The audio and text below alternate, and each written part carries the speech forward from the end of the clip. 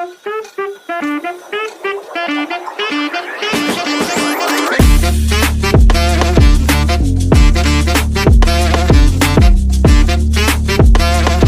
हम practical question 9 solve करेंगे। तो फर्स्ट रीडिंग करेंगे।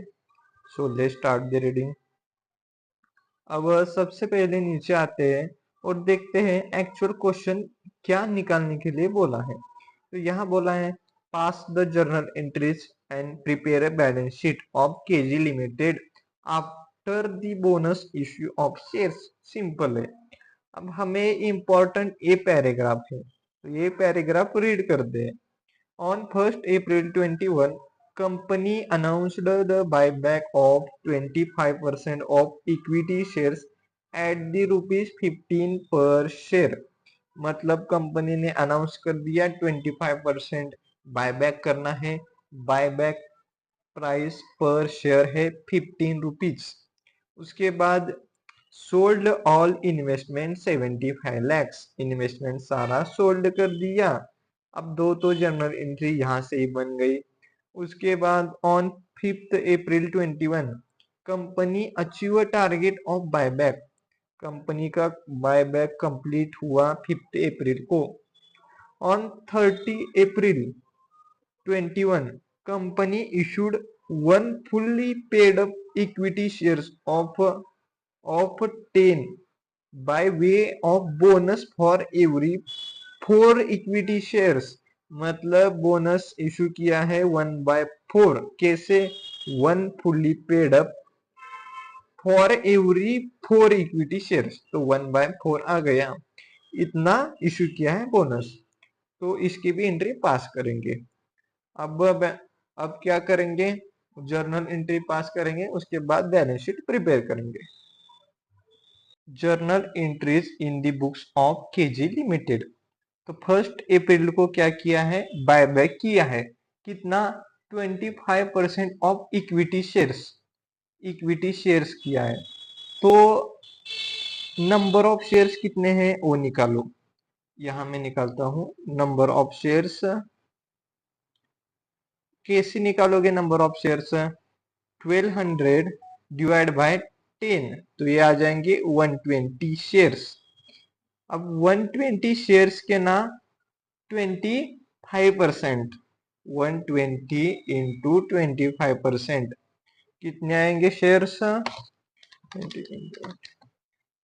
30 शेयर्स बायबैक किए हैं। ठीक है, तो मैं यहां लिखूंगा 30 इंटू फेस वैल्यू कितनी है? 10। प्रीमियम कितना है? 30 इंटू 5। ठीक है, तो ये आ जाएगी 300 और ये आ जाएगा 150। अब आप ये पूछेंगे प्रीमियम कैसे आया? देखिए बायबैक की प्राइस कितनी है? 15। अब 15 में ना 10 क्या है? फेस वैल्यू है, तो बचा क्या? 5 रुपए, वो प्रीमियम होगा। ठीक है, ऐसे। अब ये अमाउंट आ जाएगी यहाँ 450। ठीक है, अब हमें पेमेंट करना पड़ेगा। Buyback of shares account debit to bank account 450 450। ठीक है, अब उसके बाद इन्वेस्टमेंट सोल्ड किया है 75 रुपीज में। 75 रुपीज में इन्वेस्टमेंट सोल्ड किया है। उसकी एक्चुअल कॉस्ट है 74 रुपीज। उसकी एक्चुअल कॉस्ट है, तो बचा 1 रुपया, वो क्या होगा? Profit on sale. ठीक है, अब आगे बढ़ते हैं। अब हमें क्या करना है? CRR क्रिएट करना है। CRR कितना क्रिएट करना है? Up to the face value of buyback. अब बायबैक कितना किया है हमने? 300, तो हमें इतना CRR क्रिएट करना पड़ेगा। अब कर दे 300। अब जनरल रिजर्व, जनरल रिजर्व कितना है? General reserve 265। अब ये तो काफी नहीं है, 300 है और जनरल रिजर्व सिर्फ 265 है, तो मुझे और लेना पड़ेगा क्या? P&L। अब P&L अब बचा कितना? 300 माइनस 265 बचा 35। 35 में पी एंड एल से लूंगा, क्योंकि ना जनरल रिजर्व सिर्फ 265 है, बट हमें क्रिएट करना है CRR 300। तो मैं क्या करूंगा, रिमेनिंग जो भी अमाउंट है वो पी एंड एल से लूंगा, यानी कि 35। ठीक है, अब CRR क्रिएट हो गया। अब जो प्रीमियम ऑन बायबैक है, ये प्रीमियम ऑन बायबैक है, इसे रिटर्न ऑफ करेंगे। किससे करेंगे, सिक्योरिटीज प्रीमियम से करेंगे। ठीक है, तो एंट्री क्या बन जाएगी, securities premium account debit to premium on buyback. कितना है प्रीमियम, 150 150। ठीक है, अब क्या बोला है, ऑन 30 अप्रैल, ऑन 30 अप्रैल, 30 अप्रैल को क्या किया है, बोनस इशू किया है। देखिए सीधी सी बात है। अब यहाँ देखिए 5 अप्रैल को क्या हुआ है, बायबैक हुआ है, बायबैक। और 30 अप्रैल को ना बोनस इशू किया है, बोनस इशू किया है। तो यहाँ हम क्या करेंगे, जो शेयर कैपिटल है ना वो आफ्टर दी बायबैक है, मतलब शेयर कैपिटल से हमें बायबैक जितने शेयर्स है वो माइनस करना पड़ेगा। क्यों, क्योंकि पहले बायबैक हुआ है, तो बायबैक के जितने भी शेयर्स होंगे वो माइनस होंगे शेयर कैपिटल से। माइनस होने के बाद जो भी शेयर कैपिटल आएगा उस पे हम बोनस इशू करेंगे। फिर से बताता हूँ, 5 अप्रैल को बायबैक हुआ, 30 अप्रैल को बोनस इशू हुए। तो ना सीधी सी बात है, जो शेयर कैपिटल आएगा उसमें से मुझे बायबैक माइनस करना पड़ेगा, और जो भी माइनस करने के बाद जो भी अमाउंट आती है उस पे मुझे बोनस शेयर इशू करने पड़ेंगे। क्यों, क्योंकि पहले बायबैक हुआ है 5 अप्रैल को, और 30 अप्रैल को बोनस इशू किया है। तो मैं यहाँ लिख लेता हूँ, शेयर कैपिटल कितना है, शेयर कैपिटल है हमारा कितना, 1200। अब लेस क्या करूंगा मैं, लेस बायबैक, बायबैक कितने का किया है, फेस वैल्यू लिखो, फेस वैल्यू बायबैक यहाँ है 300। तो 300 में माइनस करूंगा 300, बचा कितना 900। अब ऐड क्या करूंगा, बोनस, बोनस। अब बोनस कितना है, 1/4 है, 1/4 इंटू 900, तो ये आ जाएगा 225, 225। तो ये टोटल 1125 ये शेयर कैपिटल आ जाएगा, share capital, new share capital. Bonus कितना है 225, तो बोनस में 225 यहाँ लिख लेता हूँ, 225, 225। ठीक है, एंट्री क्या बन जाएगी, CRR account debit to bonus to equity shareholder, bonus to equity shareholder account debit to equity share capital. अब आपके मन में एक विचार आ सकता है कि CRR तो सिर्फ 200 है बैलेंस शीट में। फिर से, बैलेंस शीट में CRR सिर्फ 200 है, बट आपने यहाँ ना CRR डेबिट किया है 225 से। ये कैसे पॉसिबल है, पॉसिबल है क्योंकि ना हमने, देखो यहाँ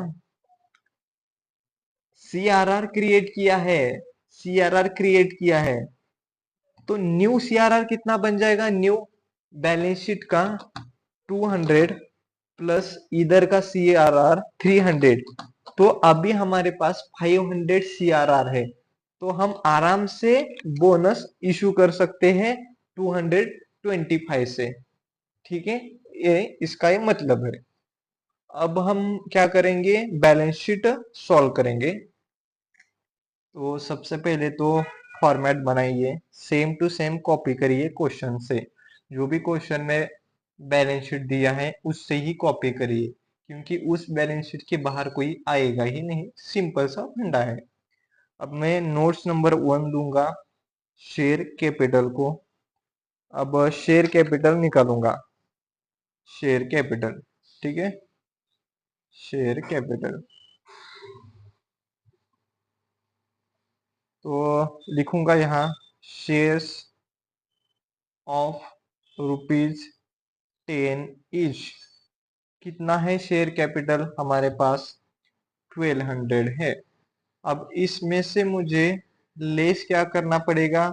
buy back of shares, buy back of shares. But यहाँ फेस वैल्यू हमें लेनी पड़ेगी, फेस वैल्यू। कितना हमने बाय बैक किया है? 300 का, तो 300 का मुझे लेस करना पड़ेगा। फिर ऐड करना पड़ेगा बोनस। बोनस इशू करने पर हमारा शेयर कैपिटल इंक्रीज होता है। कितना किया है हमने बोनस इशू? 225 का, तो मुझे ऐड करना पड़ेगा। तो हमने अभी तक इतनी चीजें की है, तो इसे प्लस माइनस करो। 1200 माइनस 300 प्लस 225, तो हमारा न्यू शेयर कैपिटल आ जाएगा 1125। तो मैं यहाँ लिख लेता हूँ 1125। उसके बाद रिजर्व एंड सरप्लस की नोट बनाते हैं। Reserve and surplus, and surplus. अब रिजर्व एंड सरप्लस में क्वेश्चन में देखिए, notes to account point number 2, reserve and surplus. पहला एलिमेंट क्या है? सिक्योरिटीज प्रीमियम, सिक्योरिटीज प्रीमियम कितना है? 175। अब इसमें से मुझे माइनस क्या करना पड़ेगा? जो प्रीमियम ऑन बायबैक है वो मुझे लेस करना पड़ेगा।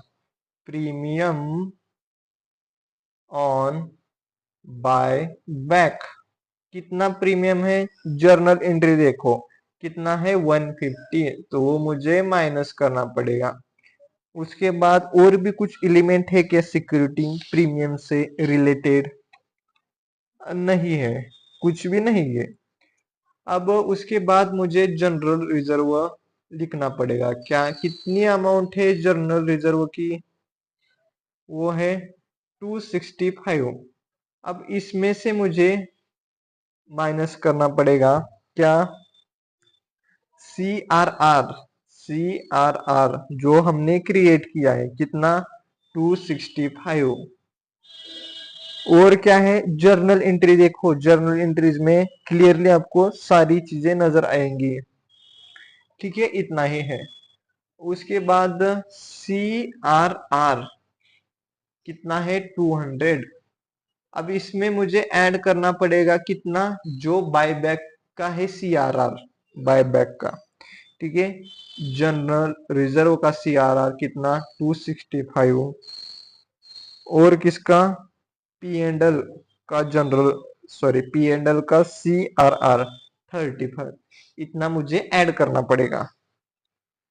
अब लेस क्या करना पड़ेगा? लेस, लेस जो बोनस इशू करने के लिए CRR यूटिलाइज किया है वो माइनस करना पड़ेगा। तो मैं लिखूंगा बोनस इशू, कितना CRR यूज किया है? 225 का। इतनी चीजें हैं CRR से रिलेटेड। उसके बाद P&L, profit and loss account. अब प्रॉफिट एंड लॉस अकाउंट का ओपनिंग बैलेंस कितना है? 170। अब इसमें मुझे ऐड क्या करना पड़ेगा? ऐड करना पड़ेगा profit on sale of investment, profit on sale of investment. ये चीजें मुझे ऐड करनी पड़ेगी। कितना है? ₹1। उसके बाद लेस करना पड़ेगा मुझे क्या? P&L यूज किया है for the creation of CRR, तो वो मुझे माइनस करना पड़ेगा 35, 35 माइनस करना पड़ेगा। और क्या है? और P&L से रिलेटेड इतनी ही चीजें हैं। अब लास्ट में मुझे CRR नहीं, हमने तो यहाँ ऐड कर लिया ना, तो CRR नहीं आएगा। CRR हम CRR में हमने ये सब ऐड किया है 265 35 जो क्रिएट हुआ है, create out of buyback, buyback से जो क्रिएट हुआ है वो हमने यहाँ लिखा है CRR, यहाँ लिखा है। अब इन सब की टोटल करेंगे और देखेंगे कितनी अमाउंट आती है। 175 minus 150 plus 265 minus 265 plus 200 plus 265 plus 35 minus 225 plus 170 plus 1 minus 35, तो ये आ रही है अमाउंट 436। तो ये क्या करेंगे, लिखेंगे बैलेंस शीट में, ठीक है। 436 यहां लिख लेते हैं, 436। अब ये होने के बाद लाइबिलिटी साइड की सारे एलिमेंट हो चुके हैं। अब चलते हैं, अब हाँ देखिए, लॉन्ग टर्म बोरोइंग कुछ भी चेंज नहीं है तो एज इट इज अमाउंट लिखेंगे।